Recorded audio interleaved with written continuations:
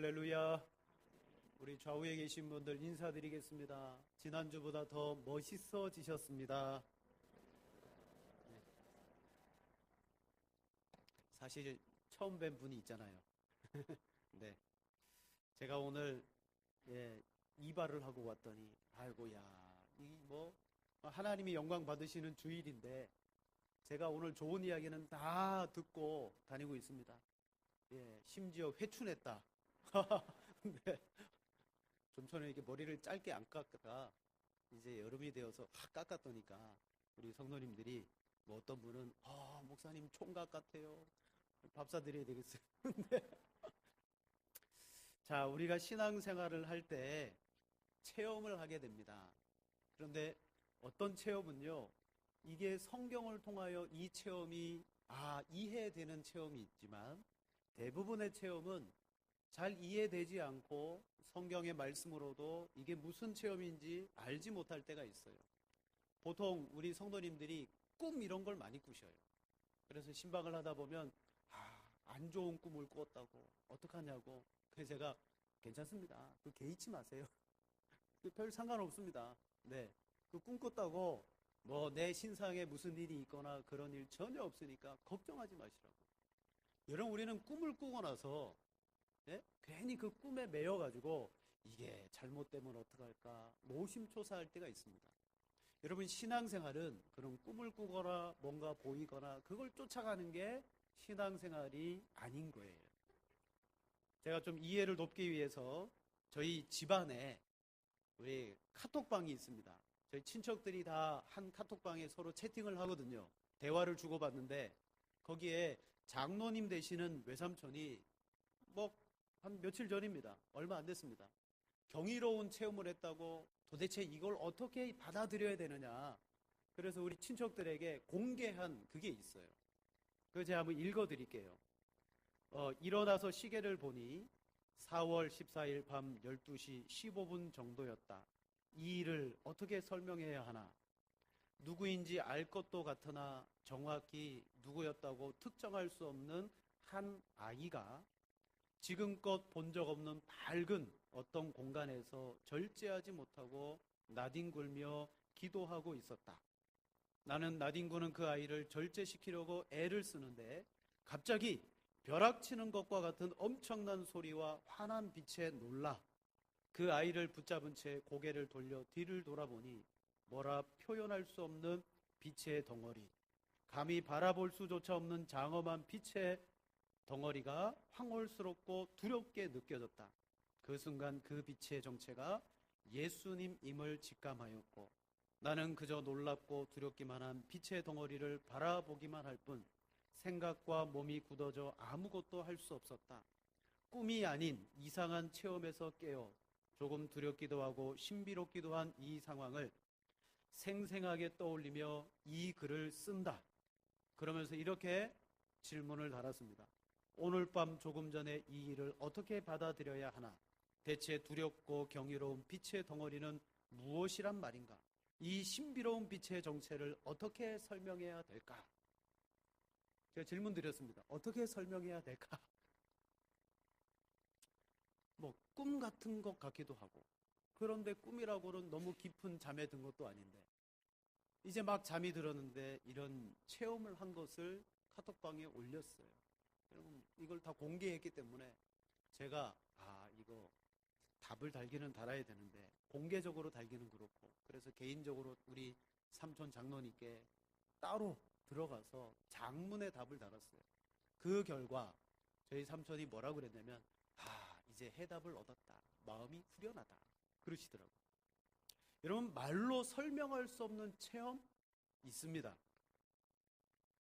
그런데 이런 체험을 우리는 뭐라고 말하냐면 신비적인 체험이라고 그래요. 신비주의라고 말합니다. 신비주의라는 것은 그냥 신비한 일이 일어나는 정도가 아니라 실제로 무슨 일이 일어나기는 했지만 그것이 성경에 하나님이 행하시는 일이라고 볼 성경적 근거가 전혀 없는 것을 뭐라고 말하느냐? 신비주의라고 말하는 거예요. 여러분, 우리가 성경에 나와 있는 어떤 체험을 할 수 있습니다. 그런데 오늘날 이 시대에는요, 점점 수많은 사람들 속에서 성경에서 말하지 않는 체험들이 너무 많은 거예요. 그게 뭐다? 그게 신비주의적인 체험이다. 하나님의 말씀으로 이게 가타부타 어떤 체험인지를 설명을 못하는 거예요. 그래서 많은 이들이 뭐 환상을 봤다, 꿈을 꾸었다, 음성을 들었다, 또 여러 가지 것을 통하여 그들이 해석도 하지 못하고 전전긍긍합니다. 뭔가 하나 체험하면 기쁘고 속이 후련해야 되는데 그러지 않아요. 도대체 이게 뭘까? 그러면서 끊임없이 요 마음 한켠에 그 환상과 체험이 남아가지고 늘 이걸 궁금해하면서 신앙생활을 해나가는 것을 보게 됩니다. 오늘날 많은 교회 성도들이 체험을 많이 한 분도 있지만 체험을 못한 성도들이 있어요. 내가 예수님을 믿기는 믿는데 왜 나는 도대체 체험이 없냐? 그러면서 하나님 저에게 체험을 좀 주세요. 그래도 체험이 없으신 분들이 있더라는 거예요. 그래서 이런 분들이 어디에 갑니까? 어떤 기도원에 들어가면 체험을 한다더라. 금식을 하면 된다더라. 어떤 교회에 이적과 체험이 많이 나타나는데 거기를 찾아가는 사람들이 많아요. 그래서 이런 신비적인 일들이 많이 일어나는 교회에 성도들이 오늘날 많이 몰린다고 합니다. 즉, 여러분 마지막 때가 되면요, 많은 사람들이 뭔가 보고 경험하고 체험하는 것으로 자기의 믿음을 채우려고 하는 경향이 점점 많아진다는 거예요. 자, 오늘 본문에도 서기관과 바리새인이 예수님에게 와가지고 거두절미하고 이렇게 말합니다. 선생님, 우리에게 표적을 좀 보여주십시오.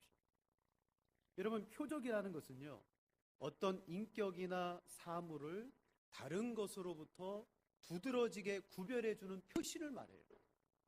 왜 예수님께 표적을 보여달라고 말합니까?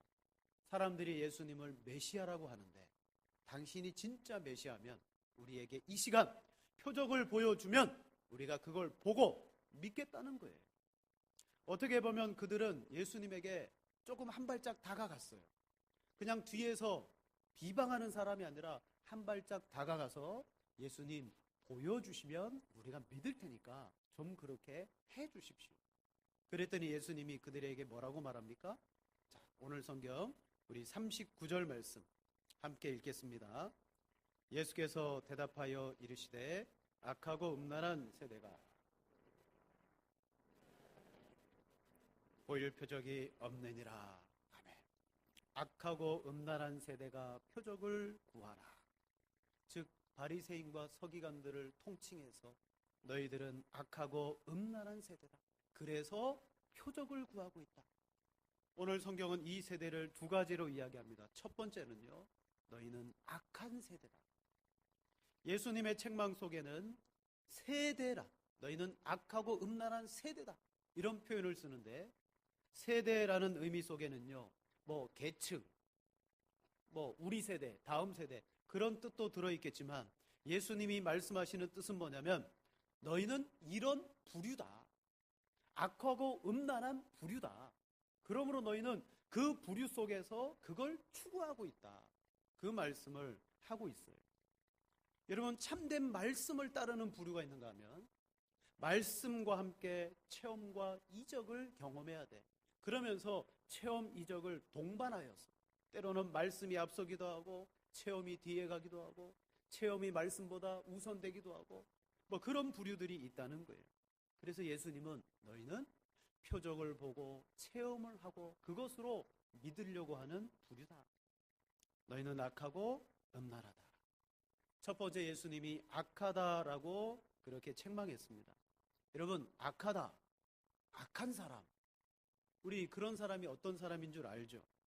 악한 사람은요, 자신이 죄를 짓지만 죄책감을 갖지 못해요. 금방 죄를 짓고서도 또 죄를 지어요. 자, 예를 들어서 그냥 몰래 담배꽁초를 딱 버려버렸어요. 그러자 옆에 지나갔던 사람이 아니, 알만한 사람이 바닥에다가 쓰레기를 버리면 되냐고 주스라고. 그럼 저 같으면요, 아유, 제가 실례했네요. 그럼 주워갖고 버리죠. 아닌 것 같습니까? 버립니다. 그런데 악한 사람은요, 당신이 뭔데 말이야 그러면서 주머니에 있는 쓰레기를 다 버려버리고 합니다. 악한 거예요. 죄를 지적하고 그 죄에 대해서 책망하면 여러분, 보통 사람 같으면 부끄러워서라도 뭐 자리를 피해버리거나 행동을 바꿉니다. 그런데 악한 사람은요, 죄를 짓고 나서 죄책감이 안 생기는 거예요. 거기에다가 또 다른 악을 더 더해버립니다. 예를 들면 창세기 4장의 가인, 하나님이 그의 예배를 연락하지 않았습니다. 그러자 속에서부터 분노가 일어나고 시기가 일어나고 막 마음이 요동치기 시작합니다. 하나님이 그것을 알고 가인에게 직접 말하셔요. 죄가 너를 원하나 너는 죄를 다스려라. 하나님께서 가인에게 큰 일이 일어날 것을 아시고, 가인아, 너 죄가 너를 집어삼키려고 한다. 너 죄를 다스려라. 그러나 가인은 죄를 다스리지 않았습니다. 얼마 지나지 않아서 동생 아벨을 들판에서 돌로 쳐서 죽이죠. 그때 하나님께서 가인에게 말합니다. 내 아우 아벨이 어디 있느냐? 여러분, 이때 같으면 회개하고, 하나님, 제가 큰 잘못을 저질렀습니다. 회개해야 되는데 그는 악한 사람입니다. 내가 알지 못하나이다. 내가 내 아우를 지키는 자니까. 하나님께 거짓말하고 하나님께 반항했어요. 그래서 성경은 그를 악한 자라고 칭합니다. 자, 우리 말씀을 보겠습니다. 요한일서 3장 12절 말씀 같이 봅니다. 가인같이 하지 말라. 그는 악한 자에게 속하여 그 아우를 죽였으니 어떤 이유로 죽였느냐? 자기 행위는 악하고 그의 아우의 행위는 의로움이라. 성경은 분명히 말합니다. 가인은 악한 자다. 악한 사람은요, 진리를 만나도 전혀 미동하지 않아요. 자신의 악을, 그 진리를 만나도 그 악 때문에 진리를 덮어버리지, 그 진리로 말미암아 자신이 변화되지 않습니다. 하나님이 가인에게 말했잖아요. 너 조심해라. 하나님이 말씀했음에도 불구하고 악한 사람은요, 듣지 않습니다. 그러므로 악이란 것은 도덕과 윤리적인 악만 있는 게 아니에요. 하나님을 믿는 일에도 신앙적인 악이 있는 것입니다. 예수님께서 여러분, 오늘 이 바리새인의 요청을 받기 전에 본문 22절에 보세요. 22절에 보면 귀신 들려 눈 멀고 말 못하는 사람을 예수님이 고쳐주셨어요. 귀신 들었습니다. 눈이 멀었습니다. 말을 못합니다. 총체적인 난국의 사람을 예수님이 고쳐주자 23절에 보면 무리가 다 놀라 이르되 이는 다윗의 자손이 아니냐. 여러분, 무리들이 예수님을 누구로 봐요? 다윗의 자손으로 봤어요. 메시아로 인정했다는 거예요. 그런데 24절 말씀에 보니까 바리새인의 반응은 다릅니다. 바리새인들은 듣고 이르되 이가 귀신의 왕 바알세불을 힘입지 않고는 귀신을 쫓아내지 못하리라 하거늘. 여러분, 무리들은 예수님을 메시아로 인정하며 깜짝 놀랐는데 바리새인들만큼은요, 저는 귀신의 왕의 힘을 얻었다, 그리고 귀신을 쫓아냈다, 믿지 않는 거예요. 그러자 예수님이 여러분 34절에 말합니다. 그들에 대해서 이렇게 칭해요. 독사의 자식들아, 너희는 악하니 어떻게 선한 말을 할 수 있느냐? 이는 마음에 가득한 것을 입으로 말함이라. 예수님이 일으키신 그 기적을 보고도 예수님을 믿지 않는 그들을 향하여 예수님께서는 너희는 악하다라고 말씀해요. 여러분, 신앙 안에서 악할 수 있습니다. 분명히 성경은 연거푸 그가 그리스도다, 그를 믿으면 구원받는다, 그의 십자가가 우리의 죄를 사한다, 성경은 누누이 말하고 내가 매주 듣고 있지만 그 들은 말씀에 대해서 내가 믿지 않을 때 하나님은 우리를 어떻게 보시느냐? 악하게 보시는 거예요. 여러분, 이 바리새인들은요, 예수님의 이적과 말씀을 듣고 보았음에도 불구하고 전혀 자기의 생각을 돌이키지 않았어요. 그래서 주님은 그들을 향하여 또 표적을 요청할 때 너희는 악한 세대다. 그들은 신앙적으로 아무리 주님이 말씀을 보여주고 들려주어도 믿지 않음으로 악했습니다. 두 번째로 이들은요, 음란한 세대입니다. 음란. 성경에서 음란하다라는 표현은 언약과 관계되어져 있어요. 하나님이 시내산에서 이스라엘 백성들과 언약을 맺으셨습니다. 그런데 그 언약이 세월이 지나가면서 하나님은 신실했는데 이 이스라엘 백성들이 언약을 깨트려 버렸어요. 우상에게 갖고 그리고 세상의 유혹을 따라서 물질을 쫓아갔고, 그리고 말씀을 깨트려 버렸어요. 그때 호세아 선지자를 통하여 이스라엘을 뭐라고 말합니까? 이스라엘은 음란한 여인이다, 창기와 같다. 여러분, 음란이라는 것은요, 하나님의 언약과 말씀과 관계되어져 있는 거예요. 누가 음란한 사람이냐? 하나님이 말씀으로 언약을 맺었음에도 불구하고 말씀으로 벗어나서 눈에 보이는 우상을 따라가고, 눈에 보이는 신령한 체험을 따라가고, 그런 이방적인 종교 배경을 따라간 사람들이 누구다? 음란한 사람이다. 특별히 신약 성경에서는요, 하나님을 외면하고 세상으로 나아간 성도를 음란하다고 말해요. 자, 야고보서 4장 4절 말씀입니다. 우리 같이 한번 읽겠습니다. 가늠한 여인들아, 세상과 벗된 것이 하나님과 원수됨을 알지 못하느냐? 그런즉 누구든지 세상과 벗이 되고자 하는 자는 스스로 하나님과 원수되는 것이니라. 내가 예수님을 믿지만 끊임없이 예수님 말고 세상으로 나가려고 하는 것이 뭐예요? 간음하는 것이고, 그게 음란한 거예요. 그리고 오늘 성경에서 음란한 것은 지금까지 예수님이 은혜의 말씀으로 구원의 길을 제시했습니다. 그럼에도 불구하고 그 은혜의 표적과 참 경건의 말씀을 따르지 아니하고 자신의 기준에서 표적을 보면 내가 좀 믿을 것 같아, 체험을 하면 내가 좀 믿음이 생길 것 같아, 이런 사람들, 이런 부류를 성경은 음란하다라고 말해요. 여러분, 성경에서 우리에게 믿음을 얻는 원리를 하나로 이야기합니다. 뭘 봐라, 뭘 체험해라, 경험해라, 그러면 믿음이 생길 것이다. 절대 이렇게 말하지 않습니다. 성경에서 믿음이 생기는 원리는요, 하나예요. 그건 듣는 겁니다. 로마서 10장 17절 말씀에 말합니다. 그러므로 믿음은 들음에서 나며 들음은 그리스도의 말씀으로 말미암는다. 그냥 헛된 걸 듣는 게 아니라 그리스도의 말씀을 듣고 또 들어갈 때 내 속에 믿음이 일어나는데, 보이지 않는 하나님이 믿어지고 영원한 천국이 믿어지고 그리스도의 속죄가 믿어지는 것은 그리스도의 말씀을 듣는 것이다. 이게 말씀을 들음으로 믿음을 얻는 원리예요. 그리고 요한복음 8장 31절과 32절에 예수님이 직접 말씀하십니다. 자, 우리 같이 한번 두 절을 읽겠습니다. 그러므로 예수께서 자기를 믿은 유대인들에게 이르시되 너희가 내 말에 거하면 참으로 내 제자가 되고 진리를 알지니 진리가 너희를 자유롭게 하리라. 아멘. 너희가 내 말에 거하면 참 내 제자가 되고 진리가 너희를 자유롭게 한다. 예수님께서 지금까지 제시한 참 경건의 말씀을 들어라. 너희 속에 그걸 품어라. 그러면 내 제자가 될 것이다.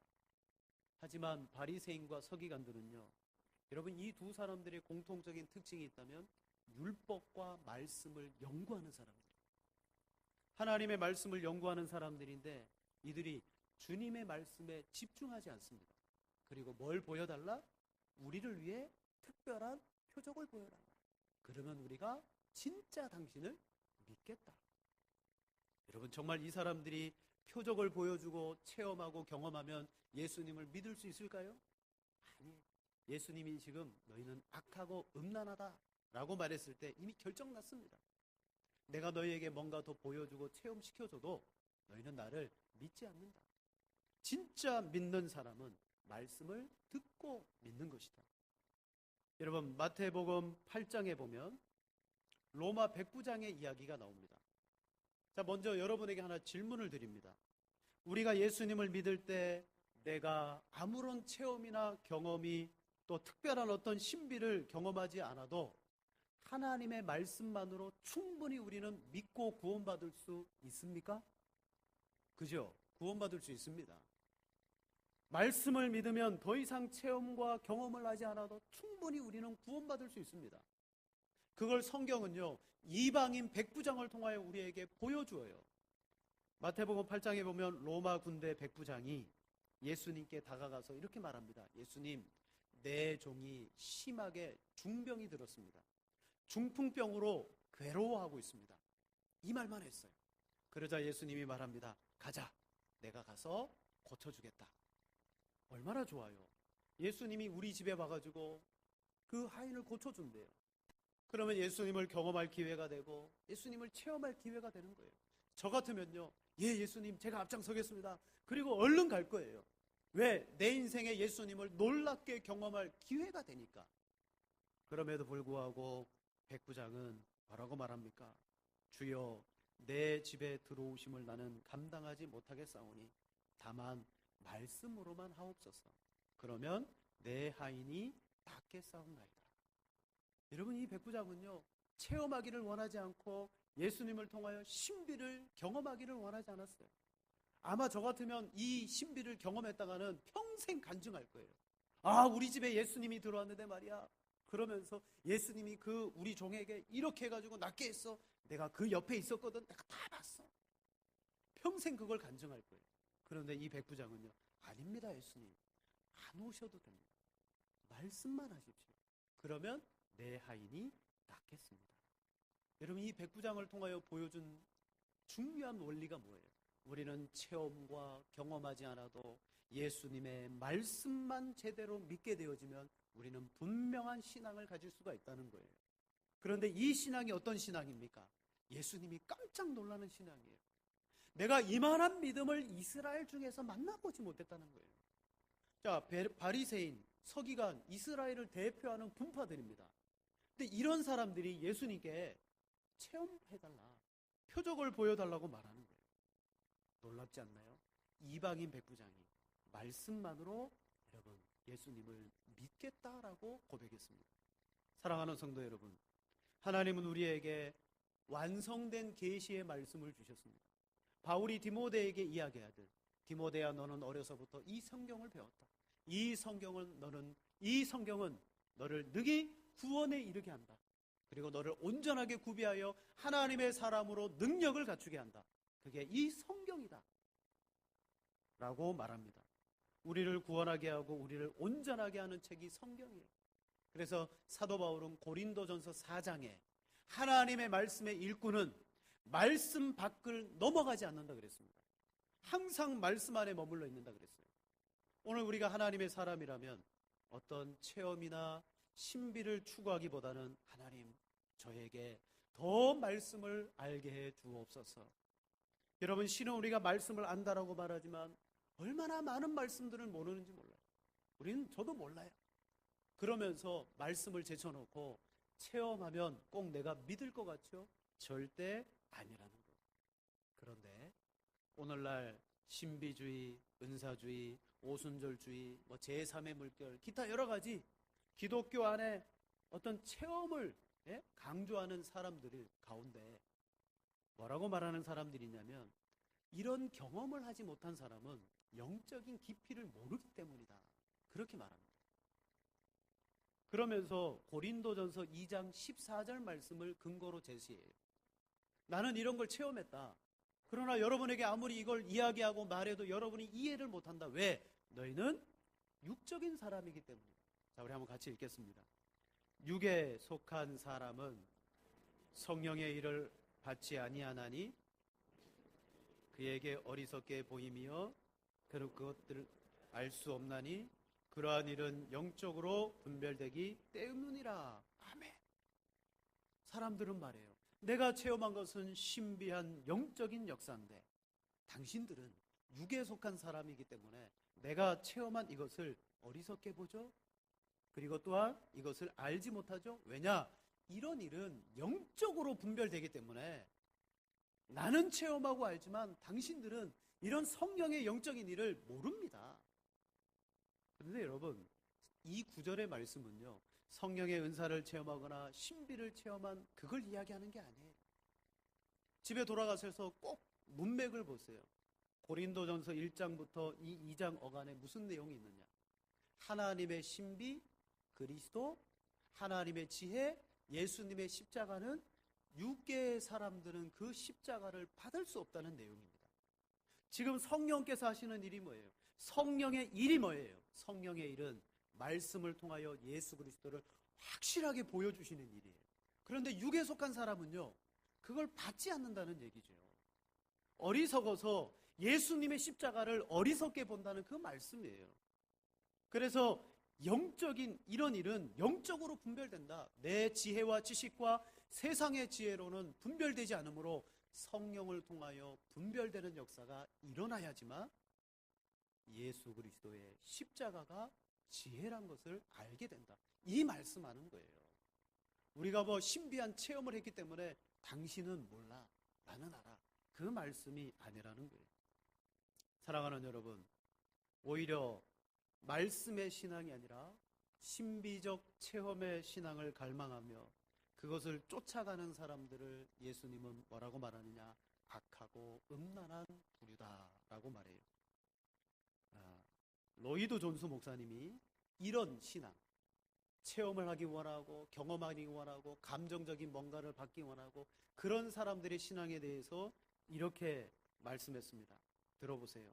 나는 종교적인 집회에서 자신들이 계속 눈물을 흘리고 감정적으로 동요된다는 사실 때문에 거짓된 위안을 찾고 스스로 하나님의 진노를 쌓아가는 악한 사람들을 알고 있다.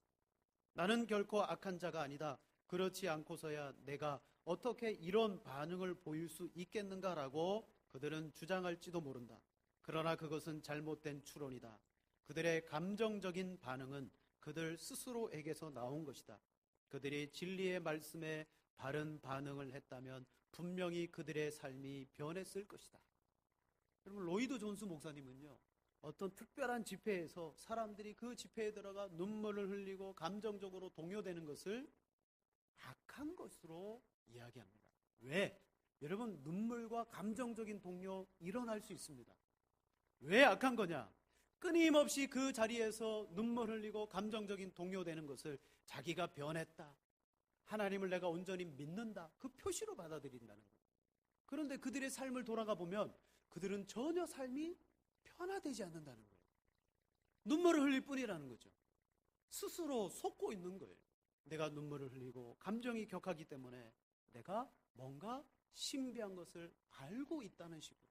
하지만 여러분, 로이드 존스 목사님은 그런 사람들을 향하여 악한 사람들이다. 왜? 진짜 이들이 받아들여야 되는 건 뭐예요? 예수 그리스도의 복음인데 그건 받아들이지 않고 어떤 현상과 체험만을 받아들입니다. 그러므로 예수님은 세 번째로 뭘 말하느냐? 마지막 심판날에 우리의 신앙이 완전하게 드러나게 될 것이다 라고 말합니다. 이들에게 나는 너희에게 요나의 표적밖에 보일 것이 없다. 우리 잘 알죠? 요나가 물고기 뱃속에서 밤낮 사흘 동안에 있었던 것처럼 예수님도 땅속 무덤 속에서 사흘 동안에 있을 것이다. 그러면서 말합니다. 마지막 심판 때에 이 요나의 전도를 듣고 회개해서 돌이킨 니느웨 사람들이 반드시 너희 같은 부류를 심판할 것이다. 또 심판 때에 남방 여왕이 일어나 이 세대 너희와 같은 부류의 사람들을 심판할 것이다. 왜? 그들은 솔로몬의 지혜로운 말을 들으려고 저 먼 데서 왔기 때문이다. 나는 요나보다 큰 자다. 나는 솔로몬보다 큰 자다. 즉 요나와 솔로몬의 말을 듣고도 그 사람들이 회개하고 지혜를 들으려고 왔는데 그들보다 훨씬 큰 예수님이 이 앞에 서 있는데 나에게 들으려고 하지 않고 뭐 한다? 보여달라고 한다. 체험하게 해달라고 한다. 그러므로 너희의 그 신앙과 너희의 종교는 마지막 심판 때에 그 니느웨와 남방 여왕의 사람들이 와서 너희를 심판할 것이다. 결국은 뭐예요? 너희는 보고 듣고 체험하려고 한 그것이 진짜 하나님의 신앙이 아님을 알게 될 것이다. 진짜 신앙은 뭐냐? 니느웨 사람을 봐라. 요나의 전도를 듣고 회개했다. 남방 여왕은 솔로몬의 지혜를 들으려고 왔다. 그러나 너희는 들으려 하지 않는다. 여러분, 이거예요. 오늘 우리의 신앙과 믿음이 왜 좀처럼 자라지 않느냐면 너무 바빠요. 우리의 삶이 너무 바빠요. 그래서 하나님의 말씀을 듣지 않습니다. 그리고 속성, 뭔가 빨리 체험하면 내 신앙이 자랄 줄로 생각하고 하나님의 말씀을 보고 듣는 일에는 등한히 하면서 체험하는 일을 자꾸 하려고 한다는 거예요. 왜? 그게 더 매력적이니까. 하지만 오늘 성경은 이런 부류의 사람은 마지막 날 반드시 심판을 당하게 되어 있다. 사랑하는 성도 여러분, 오늘 우리의 믿음을 주님께서는 말씀을 듣고 하나님의 말씀 가운데 믿는 신앙을 가져야 된다라고 말해요. 그래서 오늘 성경이 이렇게 말합니다. 오늘 성경 읽지 않았는데 50절 말씀 보세요. 50절에 누구든지 하늘에 계신 내 아버지의 뜻대로 하는 자가 내 형제요 자매요 어머니니라. 근데 이 말씀이 누가복음 11장 27절 말씀에 보면 이렇게 표현되어집니다. 자, 우리 두 절을 같이 보겠습니다. 이 말씀을 하실 때에 무리 중에서 한 여자가 음성을 높여 이르되 당신을 뵌 태와 당신을 먹인 복이 있나이다 하니 예수께서 이르시되 오히려 하나님의 말씀을 듣고 지키는 자가 복이 있느니라 하시니라. 아멘. 이 말씀이 끝나자 오늘 본문의 내용이 누가복음에 등장해요. 서기관과 바리새인이 예수님 우리에게 표적을 보여주옵소서. 즉 예수님께서 누가 복이 있는 사람이냐? 바로 하나님의 말씀을 듣는 자, 지키는 자, 그 사람이 복이 있다. 근데 바리새인들은 우리에게 표적을 보여달라고 곧바로 나타나요. 여러분, 진짜 복 있는 믿음은 하나님의 이 말씀, 그리스도의 말씀을 듣는 자요, 그것을 지키는 자입니다. 요한계시록 1장 3절에 가면 이 말씀을 읽는 자와 이것을 듣는 자와 그것을 지키는 자가 복이 있다. 여러분, 그때가 언제입니까? 핍박의 때입니다. 마지막 때입니다. 악한 사탄이 득세하는 때입니다. 사탄이 득세하면요, 얼마나 신비하고 놀라운 일들이 많이 나타나는지 몰라요. 그런데 그때에도, 그 마지막 심판에 놀라운 영적인 일들이 일어나는 때에도 계시록은 첫 출발이 이거예요. 이 말씀을 읽어라, 이 말씀을 들어라, 이 말씀을 지켜라. 그 사람이 복이 있다. 오늘 이 마지막 때 복 있는 신앙생활을 하기 위해서 하나님 체험하게 해주세요. 뭔가 보여주세요. 절대 아닙니다. 자, 제가 서두에 드린 우리 그 외삼촌 장로님의 그 체험을 제가 조심스럽게 이렇게 조언해 드렸습니다. 제가 그냥 읽어 드릴게요. 제가 조심스럽게 말씀드립니다. 신앙생활을 하다 보면 기도응답, 병고침 등 여러 가지 체험을 직간접적으로 경험하게 됩니다. 그러나 참된 그리스도인은 체험을 하기 위해 신앙생활을 하는 것이 아닙니다. 믿음의 결국은 영혼 구원에 있습니다. 하나님이 주신 예수 그리스도의 십자가 구속의 믿음을 끝까지 붙잡고 어떤 유혹에도 바른 믿음을 놓치지 않아야 합니다. 그것이 믿음의 역할입니다. 그리고 믿음을 갖게 하시도록 완성된 계시의 성경을 주셨습니다. 성도는 계시의 완성인 성경 말씀을 듣고 읽고 지킴으로 해서 영원한 복에 이르게 됩니다. 성경은 나를 구원하기에 완전하고 충분한 책입니다. 그런데 현대의 성도들은 성령 세례, 불세례, 성령 체험과 같은 것을 받아야 급이 다른 그리스도인이 되는 것처럼 가르칩니다. 하지만 이런 것을 추구하는 교단, 목회자, 성도를 자세히 추적하여 살펴보면 성경을 통해 계시된 하나님이 아닌 이상한 하나님, 이상한 성령님을 발견하게 됩니다. 그리고 그 성령님을 사람 부리듯 하는 경향이 나타납니다. 오늘날 많은 신앙생활을 하는 성도들에게 그것이 바른 것인 줄 알고 쫓아가는데 영적인 분별력이 없어진 것입니다. 만약 지난밤 경험한 것을 신령하다는 사람에게 물어보면 빛은 무엇이고 아이는 무엇이고 아이의 괴로움은 무엇이다라고 무당 점치듯 해석해 줄 겁니다. 그 해석을 듣는 순간 경험의 당사자는 그 해석에 묶이게 됩니다. 그것이 진리가 아님에도 그는 또 다른 꿈과 환상을 의지하게 되면서 점점 말씀의 신앙과는 멀어지게 됩니다. 그럼 제가 줄여서 말씀을 드립니다. 간단하게 말씀드리면 이거예요.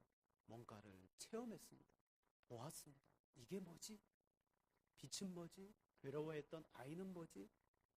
뭐 이런 거. 그래서 이걸 하나님 가르쳐 주세요. 빛은 뭡니까? 그 아이는 누굽니까? 하나님 접니까? 저 사람입니까? 막 하다가 여러분 이런 고민을 하다 보면 누구에게 막 이야기하게 되어 있어요. 그러면요, 이 영이 같은 사람이 내가 해석해 주겠다고 그러면서 해석하기를 자처합니다. 그 아이가 뭔지 아냐? 그때서부터 이제 여러분 유혹을 당하는 거예요. 그 빛이 뭔지 아냐? 여러분, 아이가 뭐고 빛이 뭐고 이렇게 해석해 주면 그게 점쟁이가 되는 거예요. 점쟁이들은 그렇게 합니다. 찾아가면 몰라요, 이 사람은. 그런데 뭔가 그냥 보편적인 이야기를 한두 가지 던져요. 응? 뭐 남편이 말썽 부리지? 말썽 안 부리는 남편이 어디 있어요? 다 말썽 부리지. 자식이 말 안 듣지? 다 말 안 듣습니다. 그러면요 스스로 속으로 그러면서 이분 뭔가를 좀 안 해? 자기 입으로 이야기하는 거예요. 사실은요. 그때부터 이제 무당이 말하는 대로 끌려가는 겁니다. 여러분, 체험과 신비주의를 모방하면서 마치 기독교 안에 무당과 같은 사람들이 있습니다. 그래서 어떤 목사님이 이렇게 말해요. 그 무당의 옷을 벗기고 이 자리에 양복을 딱 입혀놓고 이 자리에서 말하라 그러면 성도들이 그 사람 말을 다 믿을 거라고. 왜냐? 요즘 성도들이 워낙 그런 체험과 그런 경험들을 많이 하고자 하고 그런 신비적인 일들이 많이 일어나기 때문에 무당이 여기 서가지고 자기가 목사라고 설교해도 성도들이 듣는다는 거예요. 그만큼 이 시대의 성도들이 말씀의 분별력이 흐려졌다. 사랑하는 여러분, 신비적인 체험에다가 의미를 두게 되잖아요. 그러면 그런 사람을 꼭 만나게 되어져 있고 그런 사람을 만나면요 나도 거기에 끌려가게 되어져 있는 거예요. 이게 뭐예요? 예수님이 말한 악하고 음란한 부류가 되는 거죠. 진짜 말씀의 하나님의 사람은 말씀을 듣고 그 말씀 안에서 믿는 겁니다. 자, 마지막으로 하나만 말씀드리겠습니다. 제가 우리 삼촌께 이렇게 말했습니다. 그냥 좋은 체험했다고 생각하십시오. 그리고 진짜 신령한 체험은 반드시 나를 더욱 말씀으로 가야 되겠다라는 동기를 주게 되어져 있습니다. 진짜 체험은요, 또 다른 체험과 또 다른 신비를 경험하는 것 쪽으로 나가지 않습니다. 진짜 체험은 나로 하여금 말씀으로 이끌어줍니다. 그렇지 않고 이것을 놓고 그 뜻이 무엇인지 더 가르쳐달라 기도하다가는 더 이상한 쪽으로 가게 되어 있습니다. 그런 사람을 만나게 되고 그 사람의 이상한 사상에 동조하게 됩니다. 그러면 그 사람들과 똑같은 부류가 되는 거예요. 그런 신앙생활이 진짜인 줄 알고 하다가는 마지막 심판 때에 니느웨 이방 사람들이 일어나서 정죄합니다. 우리도 요나의 말을 듣고 믿었는데 표적이 뭐가 필요하다고? 왜 그런 신앙생활을 했냐고? 오늘날 여러분, 우리 성도들이 바른 말씀을 듣고 배우셔야 돼요. 여러분, 누가복음 16장 27절 31절에 보면 그 말씀이 있습니다. 부자와 거지 나사로의 이야기. 부자와 거지 나사로가 죽어서, 여러분, 부자는 천국에 들어갔죠? 맞습니까? 부자가 천국에 들어갔습니까? 우리 장로님 아시면서 아멘 하신. 부자 지옥에 들어갔잖아요. 나사로는 천국에 갔습니다. 부자가 그 천국을 바라보니 아브라함 품에 안겨있는 나사로가 보이고 자기는 물 한 방울이 없어서 숨이 헐떡거리는데 그래도 인간의 감정이 남아있는지라 지금 저 땅에는 내 형제 5이 있습니다. 그런데 그 형제들이 지옥이 있다는 걸 모릅니다. 저들에게 아버지 아브라함이여, 나사로를 지금 죽었지만 나사로를 살려서 보내십시오.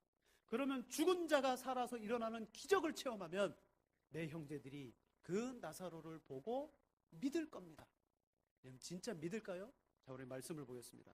누가복음 16장 우리 30절 31절 다 같이 읽겠습니다. 이르되 그렇지 아니하니이다. 아버지 아브라함이여, 만일 죽은 자가 가는 자가 있으면 회개하리이다. 이르시되 모세와 선지자들에게 듣지 아니하면 비록 죽은 자 가운데서 살아나는 자가 있을지라도 고난을 받지 아니하리라 하였다 하시니라. 아멘. 나사로를 보내달라 그러니까 아브라함이 뭐라고 말해요? 저 땅에는 모세와 선지자들이 있지 않느냐, 그들에게 들어라. 아닙니다. 나사로를 보내주면 그들이 들을 것입니다. 아니다. 모세와 선지자들에게 듣지 아니하면 비록 죽은 자가 살아나는 기적을 보았다 할지라도 고난을 받지 않을 것이다. 진짜 믿음은 뭐예요? 말씀을 들어야 된다는 거예요. 오늘 우리의 믿음과 신앙이 여러분 그렇게 돼야 됩니다. 오늘 이 시대에 여러분 신앙의 흐름이 점점 신비주의 쪽으로 가고 있어요. 그러면서 그 신비주의를 경험하면서도 그 사람들이 뭐라고 생각하는지 아세요? 이게 진짜인가? 이렇게 가는 게 진짜 믿음이 맞는가? 왜? 말씀이 있으니까요. 엄청난 갈등을 하는 거예요. 여러분, 말씀이야말로 말씀을 듣는 것이 바르고 건강한 신앙임을 아시기 바랍니다. 오늘 43절 이하에 보면 예수님이 사람 몸에서 나간 귀신 이야기를 하잖아요. 여러분, 예수님의 말씀을 들었을 때는 귀신들이 견딜 수 없어서 떠나갑니다. 그런데 계속 주님의 말씀을 듣고 그 안을 채워야 됨에도 불구하고 이상한 걸로 채워요. 체험하고 경험하고. 그러니까 그 집이 비었으니까 귀신들이 그런 사람들의 동기를 통하여 그 사람에게 들어와서 어떻게 한다? 전보다 더 악한 세대가 된다는 거예요. 여러분, 귀신들의 역사가 그 사람들의 신앙 속에서 나타나게 된다는 거죠. 누구에게? 표적을 구하는 사람들에게. 여러분, 말씀을 구하는 사람은 그가 더욱 거룩해지고 깨끗해지지만 표적을 구하게 되면 더 악한 귀신 7을 데리고 들어가서 그 사람의 상태를 이전보다 더 못하게 만들어 버립니다. 오늘 우리의 믿음과 신앙이 여러분 경각심을 가져야 되고 말씀의 신앙이 돼야 됩니다. 여러분, 말씀을 읽는 자와 듣는 자와 그리고 그 가운데 지키는 자가 바로 내 형제요 내 자매요 복이 있는 자라고 했습니다. 복 있는 신앙생활을 하시는 우리 모두가 되기를 축복합니다. 우리 이 시간 합심으로 기도하겠습니다. 하나님, 뭔가 보고 듣고 경험하고자 하는 그런 어린아이 같은 신앙을 내려놓게 하시고 하나님의 말씀을 깊이 있게 듣게 해 주옵소서. 또 들은 말씀을 성령을 통하여 그 영적인 깊이 있는 십자가와 예수 그리스도의 신비를 하나님의 지혜를 믿게 하여 주옵소서. 오늘 우리가 악하고 음란한 세대 부류가 되지 아니하고 하나님의 말씀을 듣는 지혜로운 세대가 되게 해달라고 이 시간 나와 가정과 우리 교회를 위해서 다 같이 기도드리겠습니다. 할렐루야. 사랑이 많으신 하나님, 은혜를 감사합니다. 하나님, 이 세대는 좀